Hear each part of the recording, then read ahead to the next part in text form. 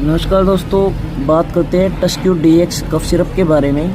जैसा कि हमें पता है, यह एक खांसी की शीशी है। ड्राई कफ यानी सूखी खांसी में यूज़ होती है। और अगर बात करें इसकी और यूज़ के बारे में, तो इसका मेन यूज़ एक और रहता है। यह एलर्जिक सिम्टम्स जो आपको उनमें काम आते हैं। एलर्जिक सिम्टम्स जैसे आँखों से पानी आना, बार बार छींक आना या फिर जुकाम होना, नाक बहना, उसमें भी यह बहुत प्रभावित है। और बात करें इसकी डोज की, तो ये आप डॉक्टर से प्रिस्क्राइब करवा सकते हो। बाकी इफ़ आप अडल्ट हो तो 5 ml दिन में 3 बार गुनगुने पानी के साथ आप ले सकते हो। Thank you.